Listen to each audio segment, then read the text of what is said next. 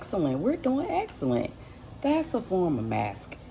But anyways, moving on from that, if you want to heal and you're like, okay, I'm going to be accountable. Like I said, the first thing is recognize the behavior and recognize the pattern. How does these cycles start? We already said that a lot of these cycles start from childhood. You're not taught to be your authentic self. You're not taught to share your feelings openly or communicate openly.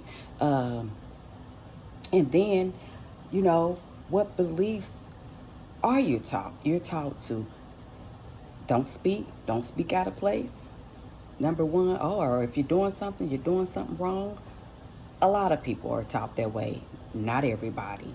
But when you recognize and you know that, okay, this has been a pattern, this has not helped me, my life is not moving nowhere, where I'm constantly staying and doing the same old thing and repeating the same old cycle, how can I take accountability?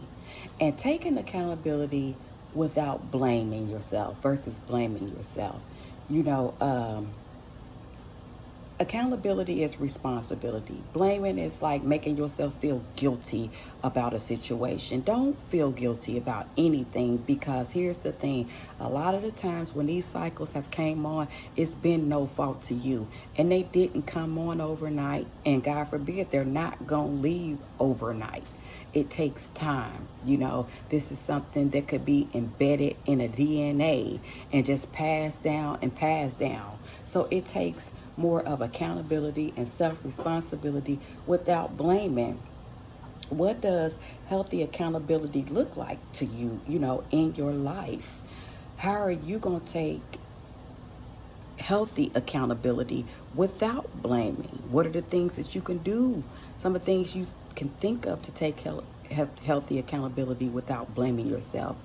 And then, if you got a good person that holds you responsible or give you constructive criticism, can you respond to that constructive criticism without getting upset, going off, blowing up, or blaming yourself? There again, or blaming the other person, pointing the finger, you. And I'm talking healthy constructive criticism. I'm not talking about somebody coming along and they just want to blame you and point the finger for everything, because of course that's going to put you right back in a toxic cycle, and you're going to be mad about that. And then once you take accountability and without blaming, think about some of the boundaries you want to put up for protection.